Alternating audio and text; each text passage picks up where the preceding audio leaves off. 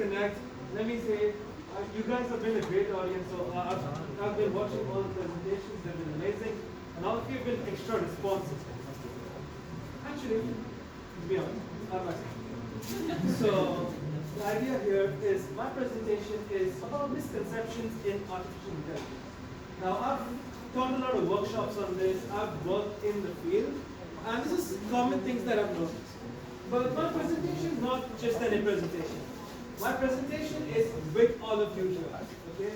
So all of you need to participate with me and we try and make some more fun presentation. Alright? First of all, my name is Rohan Mitra. I'm a co-team member at GDA CAUS.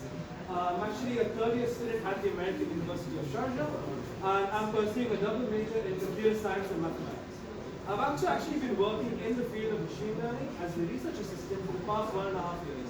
And that's kind of where I saw most of these misconceptions pop up, and a lot of people asking me things that are just not possible, honestly. So let's actually take a look at this. Before we get more into it, I need to first address, what is artificial intelligence? Well, an easy way to put it is this. Computers performing tasks and ability similar to humans. Let's be honest, quite often they're better than humans, but at least similar to humans, right? Now, in a sense, there are certain algorithms. Okay, that's the main bit of AI. They're algorithms. These algorithms actually try to learn different patterns of data to then do different things, classify, generate new data, and a lot more. But rather than me telling you definitions, I think it's best we play a game, isn't it? Here's a game for you. Now, it's not a normal game that you'd be thinking of. The idea is, I have a rule in my mind right now, okay? Now, this rule actually governs any set of 3 numbers, like about a sequence, okay? Now, the game we're going to play is, I want you at the audience to keep giving me random sequences, okay? And I'm going to tell you whether this sequence of about 3 or 4 numbers follows my rule or not. Okay? If it follows my rule, I'll tell you yeah, it does. Otherwise, I'll tell you no. So you guys give me sequences. I'll tell you this, and at the end, I want you to try and guess what my rule is. And then maybe we'll discuss what happened. Okay? So whoever wants to start, just give me a random sequence. 1, 2, 3, 4, 5, 6, whatever you know. 3, 6, 9 follows my rule. 2, 4, 8 also follows my rule. 1, 2, 3 follows my rule. minus 1, minus 2. Sorry? 10, 20, 30. 10, 20, 30 also follows my rule. Negative 1, negative 2, negative 3. Anything is fine. 9, 8, 7 does not follow my rule. Negative 3, negative 2, negative 1. Sorry? Negative 3, negative 2, negative 4. It follows my rule. 3, 4, 6. 3, 4, 6 follows my rule. 6, 4, 3 does not follow my rule. 9, 7, 1 does not follow my rule. 1, 7, 9 follows my rule. 5, 4, 3 does not follow. 500, 200, 300. Hold up, too many of that. One by one. 500, 200, 300. 500, 200, 300 does not follow my rule. 12, 10, 1 does not follow. Anybody want to guess? So what's my rule? Exactly. If the numbers are strictly increasing, then you follow my rule, right? So great job, guys. Give yourselves a round of applause. Good job. In fact, what all of you here just did with me is exactly what machine learning algorithms do. So if you're worried, having an existential crisis, you're a machine learning algorithm. The idea here is machine learning algorithms basically look at instances of data. So it takes a look at, for example, all the sequences that you gave me. It takes a look at these sequences, then takes a look at its label, yes or no. Then tries to generate a rule that would govern this data. And that's how machine learning works. Right? I think that's the best way I could explain that right now. But actually that leads us to our first misconception. That artificial intelligence is machine learning. And when I saw this, the first thing that popped into my head was in fact this meme. Fred goes, hey, let's unmask and see who artificial intelligence really is. And it's just a bunch of if statements, right? If statements are the most classical statements you learn in any programming language. Now, a lot of people laugh at this and say, no, man, it's those fancy machine learning algorithms and all of that. And not really. We're talking about AI here, and that's the first misconception. In fact, artificial intelligence, the big circle here, is a superset of machine learning. So in fact, all machine learning algorithms are part of AI, but not all AI is machine learning. There are in fact algorithms out here. Those algorithms may not seem like they are AI at all. In fact, they're set algorithms that will always give you and are proven to give you the correct answer. A couple of examples you might have noticed is Google Maps. It uses something called route finding algorithms. If you play video games, it uses something called reinforcement learning. And in fact, even if you try to make a simple chat bot, if you try to if statements, if user says hello, then say hi, even if you write that and you write it well enough, it can still be considered an artificial intelligence. Because remember the definition. It is something that can perform a task and ability similar to humans. It can talk to you like a human, well, it's AI. The next misconception is something that's very true today, and I've been asked this a little too many times. AI can predict COVID-19 cases tomorrow based on the past data. Right now, initially, when I first thought of this, I was like, yeah, come on, just like look at the trend. You know, it's like going up and then going down. You just say, okay, it's going down, so it's probably going to be low tomorrow. And I could maybe predict the number, right? So I was like, yeah, let me do that. And then I said, let's plot a graph and take a look. This is actual UE COVID-19 data, by the way. I plotted this out, the number of days since the vaccines got started being administered, right? So it starts from 1 there up to about 50. You see the number of active cases have dramatically decreased while the number of recoveries are steadily increasing. Sounds exactly like what's supposed to happen after the vaccine, doesn't it? Well, if I were to predict the next day, whether it's me, you, or any machine learning model, it's going to go down. Let's be honest. Right? Yeah, no. It actually did not go down. This is the actual graph. By the way, I haven't played about this for a joke. It's actually the scenario. After day 51, the number of active cases actually increased. Now, this seems the most counterintuitive ever. But if you actually start thinking about it, about 2 months in, after the vaccine started being released, there was in fact a shortage of vaccines. There were also a lot of people who thought, hey, I'm vaccinated, I don't need a mask in public places. I'm not a hypocrite, but you get the point, right? Okay, the idea is these kind of human factors, logistic factors, are simply not accurately represented in a series of numbers here, right? And we can look at this even further. Guess the next number in the sequence, just shout it out. 2, 4, 6, 10. Okay, why 10? Plus 2. Plus 2, great, okay. Try that again, right? 1, 3, 5, 7? No. It's 270,340. And you're like, come on, man, this guy's done, right? No, this is the equation I use, right? Yeah. Anyway, the thing is, some of you here who know me well probably expected me to not put a 9 there, right? But that's because you know me and I do this kind of stuff all the time. And I just did it last night.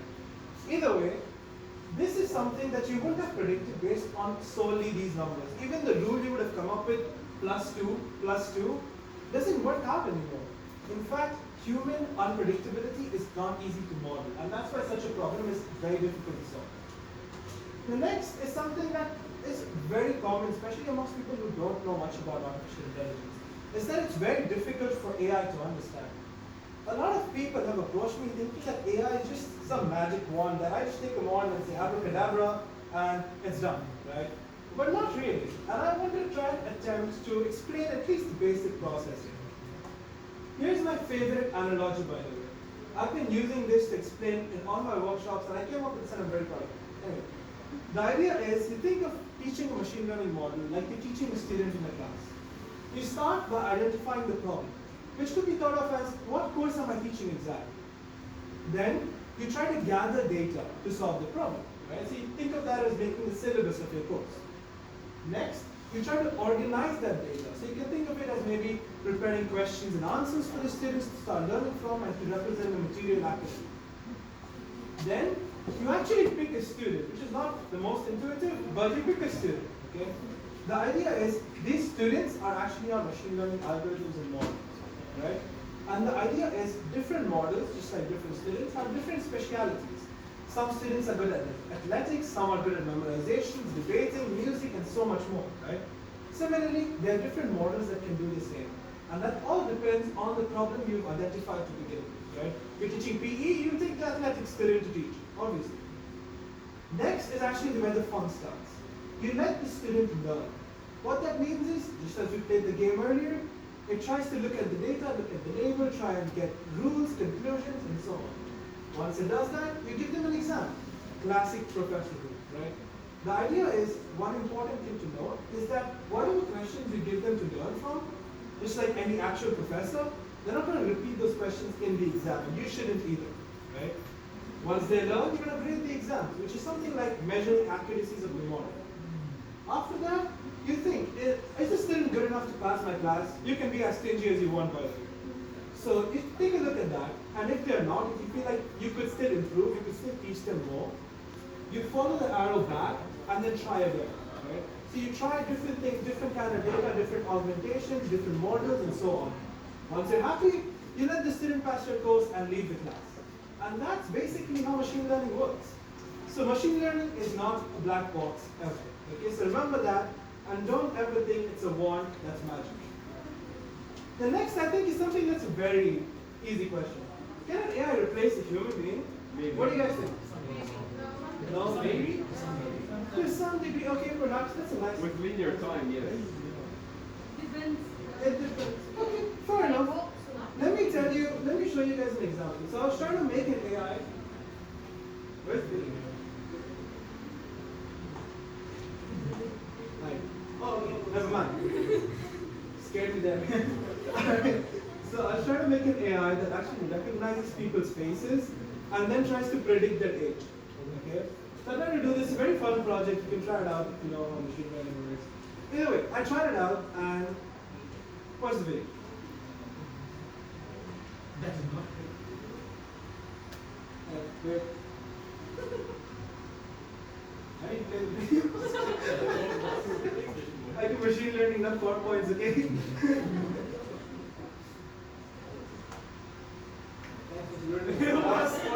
Thanks for ruining all the surprise, by the way. Use the file I gave you. Use the USB file.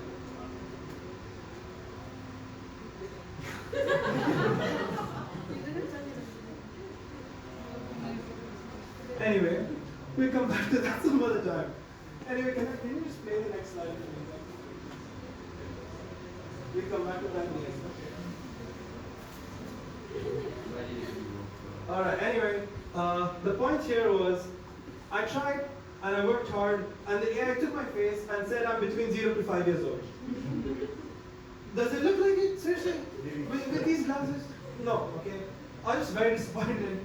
But the idea is, any of you here could probably guess my age fairly correctly. Better than 0 to 5 years old anyway, right? So anyway, the idea is machines can't replace humans yet.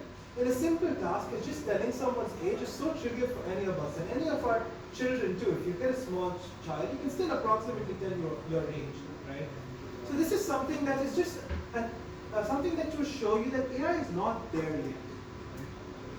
And that kind of leads us to the next thing, which you already saw spoilers of. So anyway, I get asked this often. Will AI take over the world? Actually, people stop asking. People are like, oh, AI is going to take over the world. This is not the Terminator. We're not seeing Skynet here, okay? I don't know how many of you actually saw the movie, but that robot with those teeth is just creepy. Anyway, we're not going to see AI take over the world, no matter how much any of you would want to see. Well, rather than me just making that claim, let's actually talk about this. This is actually something important to consider. Why can't we have such an AI that could replace a human, that could take over the world? Why can't we have this? In fact, we are limited firstly by computational power. The supercomputers available today are still not enough to successfully simulate a human brain. It cannot simply manage the processing power required.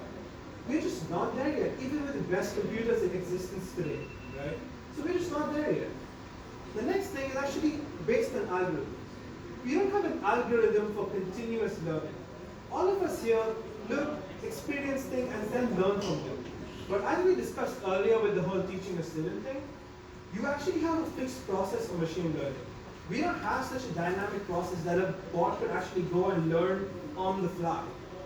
We actually have that fixed process that sort of limits us at this point. We just simply don't have an algorithm that would do such a thing. The next is understanding something like cause and effect. Now, simply it might make sense, right? If I say it's going to rain on Thursday, it doesn't mean every Thursday is going to rain, right? But for a machine learning model, a program, it's all numbers. Every program you write is just numbers, right? And a number is x plus y is y plus x. So, well, you're stuck, isn't it? The idea is that it's very difficult to accurately represent cause and effect and let machine learning models learn that easily. Lastly, why would you build an AI that takes over the world? Just don't do it, guys. Let's be honest, just don't do it. Okay? I mean, it would be by accident. Watch out, just like if it's gonna kill the world, don't. You know? Just put like an if statement or something. But the whole idea is we're simply not there yet. But that's not a bad note to end on. Rather, out of all the misconceptions we talked about today, there's one fact, and that AI is powerful. No matter what stage we're in, it is powerful. And in fact, we're in a very fast and dynamic industry here today with AI. All of you here, all of your enthusiasms, all of your different levels of where you come from, which universities you are in, they all depict this, that we're all in a very fast-moving industry. There are always new applications, new companies claiming that they use AI now, and they're actually right, right? There's always something new coming up, and that's the main takeaway from this. That no matter how many misconceptions there are, no matter what I say that AI can't replace a human yet, take that as a challenge. Research on new topics. Whether it's something we've discussed here, whether it's something that you feel needs AI, something you're passionate about, definitely research on them. I've worked as a research assistant for 1.5 years, and I really enjoyed my entire time there. Because it was always allowing me to do different things. And I encourage all of you here, university students, graduates, doesn't matter. Research on something you're passionate about and you will love it. Thank you so much for the presentation and being great listeners. Honestly, I know machine learning and this doesn't work. I'm very disappointed. Anyway, so you can catch me on my Instagram here and check out my GitHub as well. I'm definitely open for any collaboration, suggestions. I'd love to hear from any of you. And contact me on my email as well. Thank you so much, everyone. It's been a pleasure.